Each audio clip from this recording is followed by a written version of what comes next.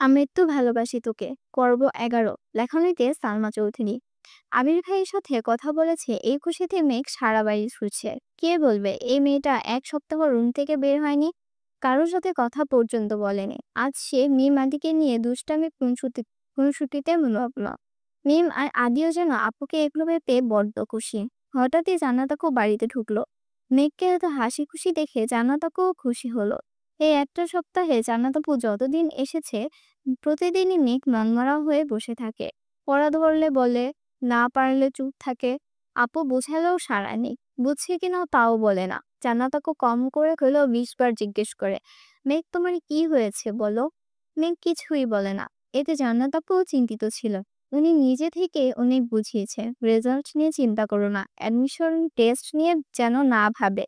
কিন্তু মেঘ এসবে সাড়া দেয়নি। তাই আজ মেঘকে খুশি দেখে জান্নাত আপুর মুখে সহসা হাসি ফুটে উঠেছে। জান্নাত আপু মেঘকে ডাকলে মেঘ ডাকলো, মেঘ। সোফায় বসা মেঘ পেছন ফিরে তাকিয়ে জান্নাত আপুকে দেখে ছুটে আসে। মেঘ, কেমন আছো আপু? জান্নাত, আলহামদুলিল্লাহ ভালো, তুমি কেমন আছো?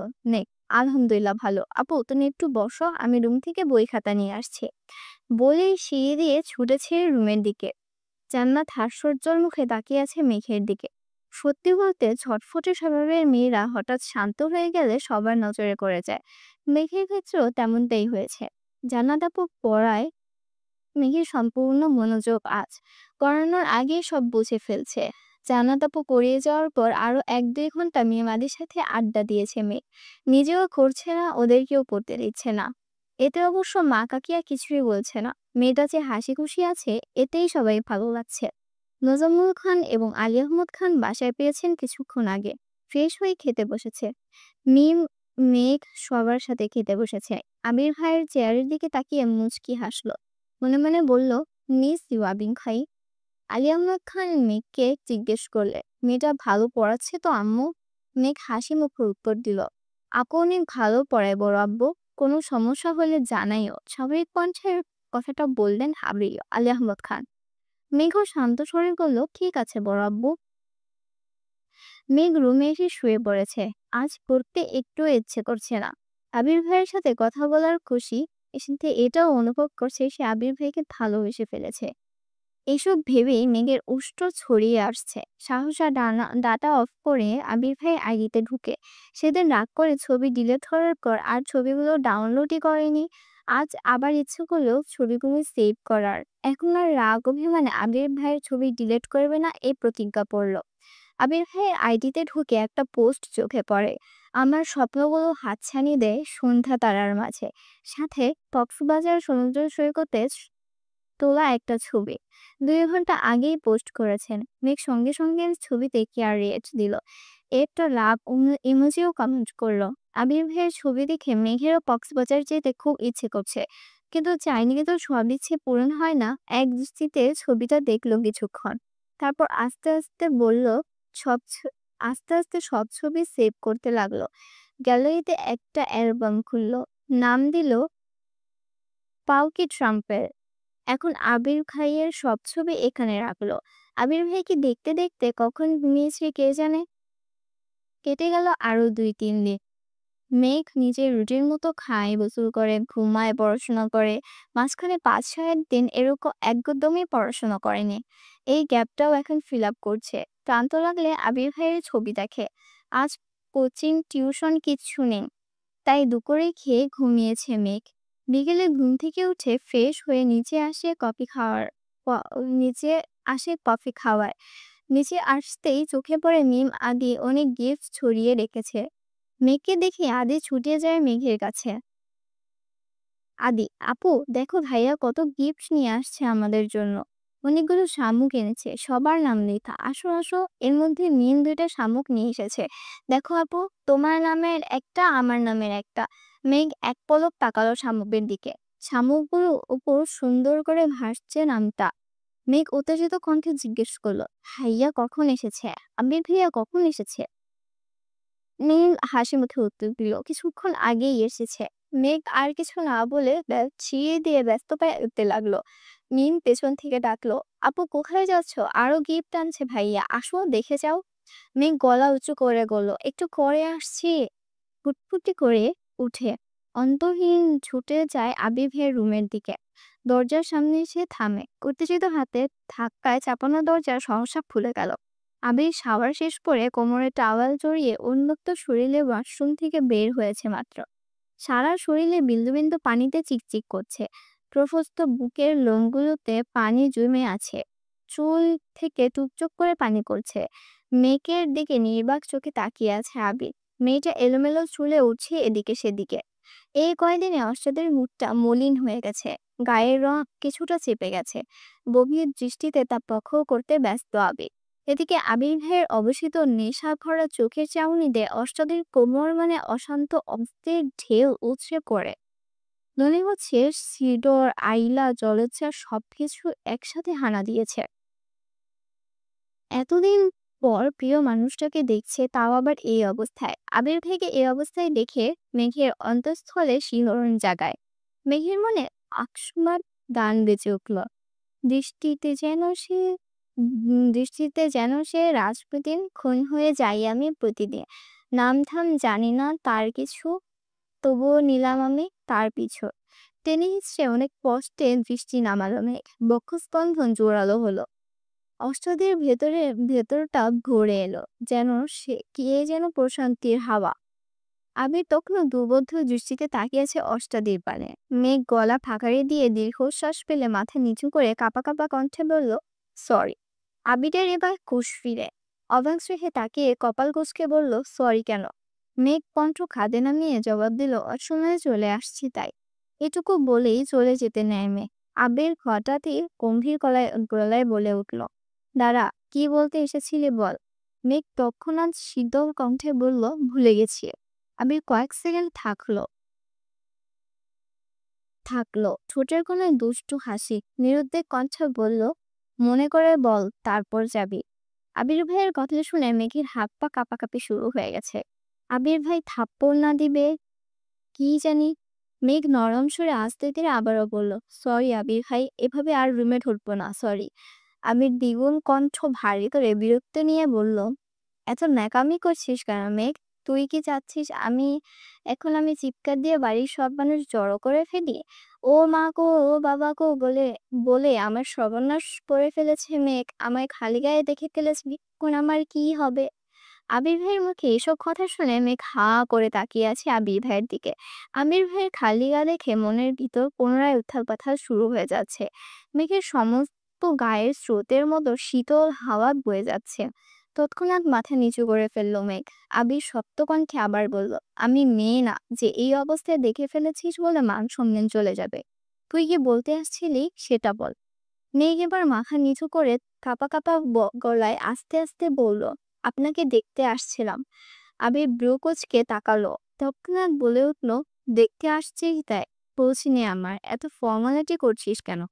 মেঘ নয়ন সুরে বলল, দেখেছি এখন আসি।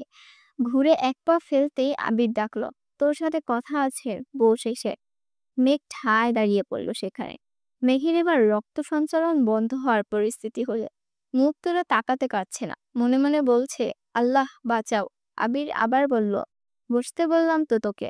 মেঘ ধীরস্থির পায়ে এগিয়ে এসে বিছানার কোনায় বসেছে। চিবুক নামিয়েছে গলায়। দৃষ্টি তার ফ্লোরে। আবির একটা টি শার্ট হাতে নিয়ে ঘুরে এসে মেঘের দিকে কিছুটা দূরে বসেছে। আবির কঠিন স্বরে বলল, কি হয়েছে তোর? মেঘ আবারও কাঁপা কাঁপা কণ্ঠে বলল, আবির ভাই, আপনি কিছু একটা পড়ুন প্লিজ। আবির এবার মুচকি হেসে ভেজা শরীরে হাতের গেঞ্জিটা পরে দিল আর বলল, এবার শান্তি হয়েছে? এখন বল, কি হয়েছে তোর? মেঘ চিবুক নামিয়ে শীতল কণ্ঠে উত্তর দিল, কিছু হয়নি। রাগান্বিত স্বরে আবির বলল, মেঘ, ভেবেছি তোকে মেডিকেলে বিক্রি করে দেব। মেঘের সংকীর্ণ মুখটা আরো বেশি ছোট হলো। নেবু নেবু চোখে তাকিয়ে থাকলো আবির ভাইয়ের দিকে। পাতলা অধর নেড়ে বলল, কেন, আমি কি করেছি? আবির অগ্নিভূতের ন্যায় নিষ্কলক চেয়ে রইল মেঘের দিকে। দিন দিন কঙ্কাল খাইতেছিস না ঠিক মতো। তোকে এই বাড়িতে রাখার থেকে মেডিকেলে রাখলে বেশি কাজে দিবে। কণ্ঠ ভিজে এলো মুখে। মেট্রো তো টলমল করছে। কাঁপা কাঁপা গলায় বলল, খাই তো আমি। আবির আবার সরু নেত্রী তাকালো মেঘের দিকে। নেত্রজগৎ টুইটুম্বর হয়ে আছে। পল্লব ফেললেই পানি গড়িয়ে পড়বে গাল বেয়ে। আবির দীর্ঘশ্বাস ফেলে বলা শুরু করলো, এই কয়েকদিনে না তুই ঠিকমতো খেয়েছিস, না তুই ঠিকমতো কোনো কাজ করেছিস। খাওয়া আর ঘুম যে ঠিকমতো করিসনি তা তোকে দেখলেই বোঝা যাচ্ছে। চুলগুলো কতদিন আঁচড়াস না আল্লাহ জানে। এমনকি তুই পড়াশোনাও করিস না, কোচিং টিউশনের প্রতিটা পরীক্ষায় কম নাম্বার পেয়েছিস। একটু থেমে রাগে কটমট করে বলল, তুই কি পড়াশোনা করতে চাচ্ছিস না? তুই পড়াশোনা না করলে বল, আমি বাড়ির সবার সাথে কথা বলে নেব। আজকের পর কোনোদিন বই নিয়ে বসতে হবে না, এজন্য তোকে কেউ কিছু বলবে না। মেঘের গাল বেয়ে অঝরে পানি পড়ছে, কান্নারত কণ্ঠে বলল, আমি পড়াশোনা করব। আবির পুনরায় বুড়খার কণ্ঠে বলল, এক সপ্তাহে কোচিংয়ের পরীক্ষায় কম নাম্বার পাওয়ার কারণ কি? মেঘ গণিতা ছাড়াই বলে উঠল, কম পাইনি তো। আবির দাঁত চেপে 3 গুণ ভারী করে বলল, আমার সামনে অন্ততপক্ষে মিথ্যা বলিস না। প্রতিটা 30 মার্কের পরীক্ষায় তুই 12, 15, 20 পেয়েছিস। এগুলো কি খারাপ না মার্ক না? এই মার্ক পেলে তুই জীবনে চান্স পাবি? মেঘ আকস্মাৎ আবির ভাইয়ের দিকে তাকায়। আওয়াজবিহীন গলায় গাল বেয়ে আওয়াজবিহীন কান্নায় গাল বেয়ে গলার কাছে এসেছে অশ্রুধারা। ভেজা কণ্ঠে আবির ভাইয়ের দিকে তাকিয়ে বলল, আপনি কিভাবে জানেন? আবির উদ্বেলিত ভঙ্গিতে তাকিয়েছে অষ্টাদির পানে। শক্ত কণ্ঠ বলল, মেঘ, আমি তোকে ছাড় দিয়েছি, ছেড়ে দেইনি। তুই কি ভাবছিস তোর কোনো খবর আমার কাছে নাই? তোর কোচিংয়ে পরিচালক আমার স্কুল ফ্রেন্ড। তাছাড়া তোর নাম্বারের পাশে গার্ডিয়ানের নাম্বারটা যে দেওয়া সে কোচিংয়ে, সেটাও আমার নাম্বার। তুই পরীক্ষায় কত পাস, কবে কি পরীক্ষা, সব মেসেজ যেমন তোর কাছে যায় তেমনি আমার কাছেও আসে। তোর টিউশনের স্যারও আমার পরিচিত। তুই যেদিকে পা দিবি সবটাই আমার দখলে, তাই মিথ্যা বলে কোনো কিছু লুকানোর চেষ্টা করিস না। মেঘ আহাম্মকের মতো তাকিয়ে কথাগুলো শুনল। দূরে দূরে বুক কাঁপছে। উদ্গ্রীব চোখ দুটো লম্বা চওড়া মানুষের মুখের দিকে কান থেমে গেছে। ডালের পানির ডাক স্পষ্ট। ওর দেখে চাউনি আবির ভাইয়ের। কয়েক মুহূর্ত চোখাচোখি হলো দুজন। শেষমেশ আবির ভাইয়ের দৃষ্টি পেরল। মেঘ আর কিছু বলার ভাষা খুঁজে পাচ্ছে না। চুপচাপ পা বাড়ায় দরজার দিকে।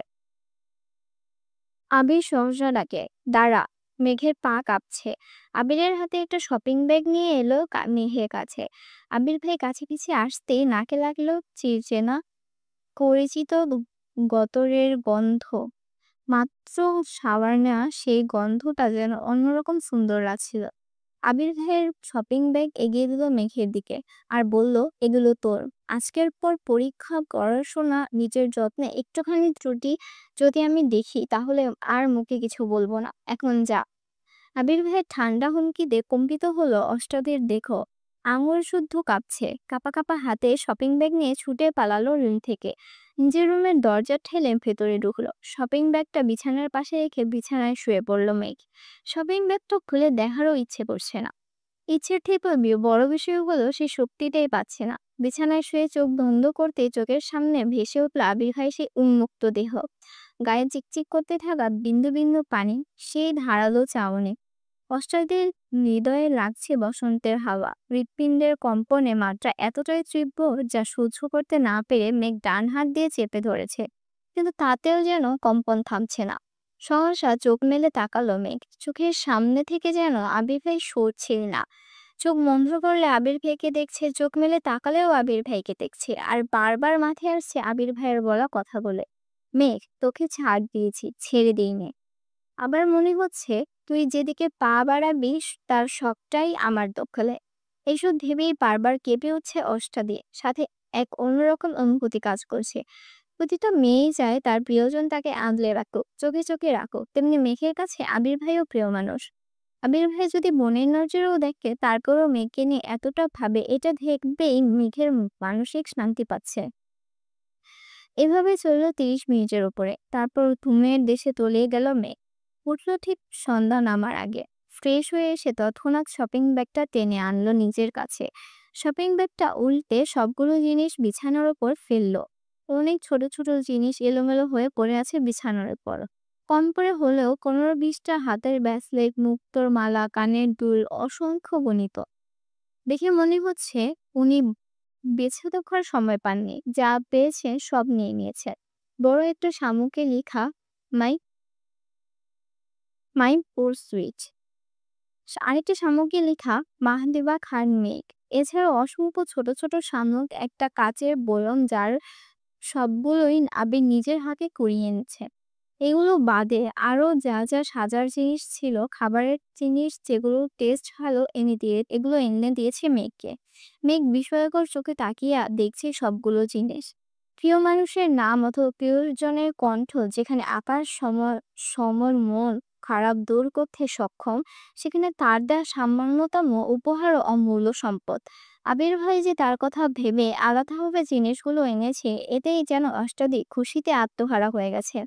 একটা মুক্তোর মালা গলায় পড়লো, দুটো হাতে দুটো ব্রেসলেট, কানে দুটো দুল পরলো এক সেট, ঠোঁটে হালকা গোলাপি কালার লিপস্টিকও দিয়েছে। উত্তেজিত পায়ে বের হলো নিজের রুম থেকে। সিঁড়ি দিয়ে নামতে যাবে তখনই চোখ পড়ে আবির ভাই সিঁড়ি দিয়ে উঠতেছে। হয়তো কোথাও গিয়েছিল। মেয়ের সিঁড়ি দিয়ে আর নামে না, ঠায় দাঁড়িয়ে আছে সেখানে, বুকের ভেতর ধুকধুক করছে।